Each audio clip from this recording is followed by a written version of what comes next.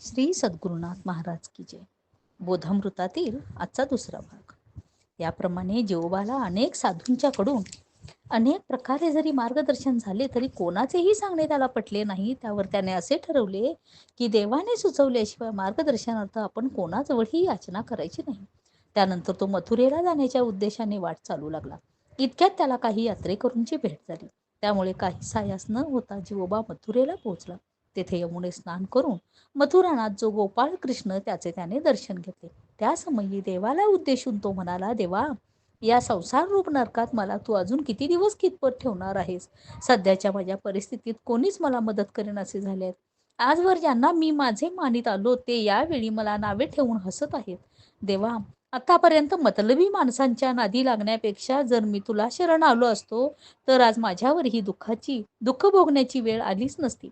मी खरोखर अनंत अपराधी आहे. तू करुणाकर आहेस ना, तेव्हा माझ्यावर एक वार कृपा कर. यावेळी तुझ्या वाचून मला आधार देणारे दुसरे कोणीच नाही करिता सख्या मला दूर लोटू नको.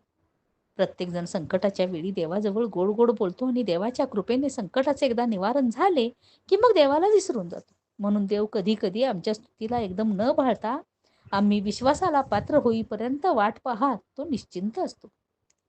आपण देवापुढे गाऱ्हाणे सांगितले पण अजून देवाने त्याचे काहीच उत्तर दिले नाही.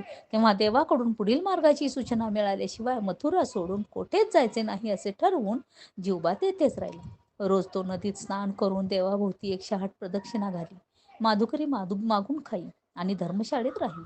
बरेच दिवस त्याच्याकडून ही तपश्चर्या घडल्यावर त्याचे अंतर हळूहळू शुद्ध होत गेले. एके दिवशी रोजच्या प्रमाणे गोपाळ कृष्णाच्या दर्शनाला गेला असता भवरोगातून सुटण्याच्या तळमळीने त्याचे हृदय भरून आले. तो म्हणाला, देवा, जे पूर्ण दयेने भरले ते मन निष्ठुर का केले? हे दीनदयाळा, भक्तवत्सला, परमकृपाळा, राजगोपाळा, ध्रुव बाळ लहान म्हणून देखील न पाहता त्याला अढळपद देऊन त्याची ती इच्छा तू पूर्ण केलीस.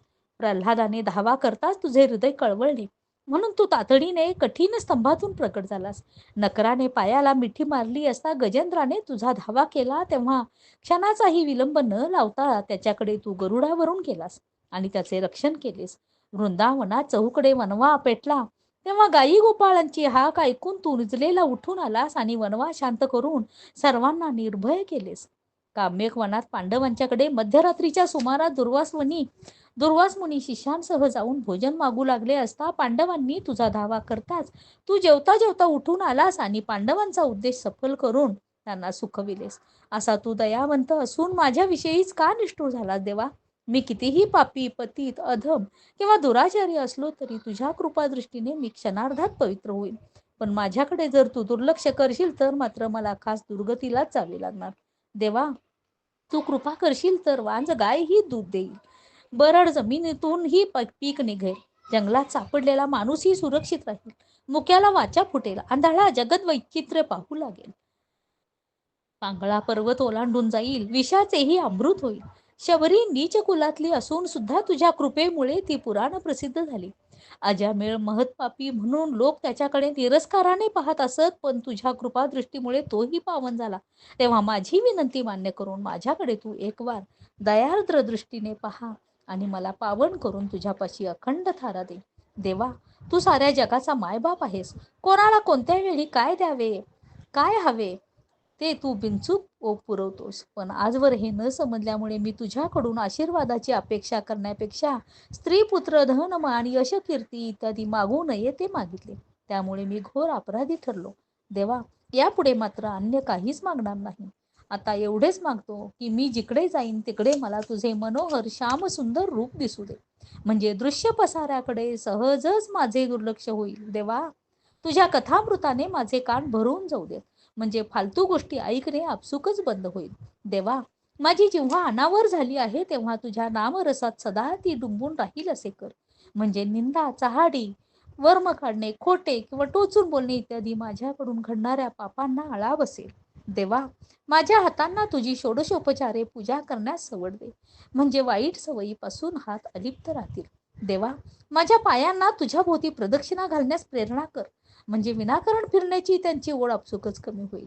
देवा, तुझे चिंतन करीत असता विघ्न आणणाऱ्या या आळसाला एकदा हद्दपार कर. म्हणजे माझा उत्साह कायम टिकून राहील. देवा, जीवनात किती कठीण प्रसंग आले तरी त्या समयी धैर्य खचू नये असे कर, म्हणजे तुझ्या सेवेत कधीच खंड पडणार नाही. देवा, मी तुझे स्मरण करू लागलो असता संशयी पिशाच्च मला गोंधळून टाकते, म्हणून त्यास तू एकदा ठार कर. देवा, मी करणार तो मी करणार, मी करतो, मी केले असे म्हणून झालेली प्रगती खुंटवणाऱ्या या अभिमानरूपी दैत्याला तू एक वार जमीनदोस्त कर. श्री सद्गुरुनाथ महाराज की जय.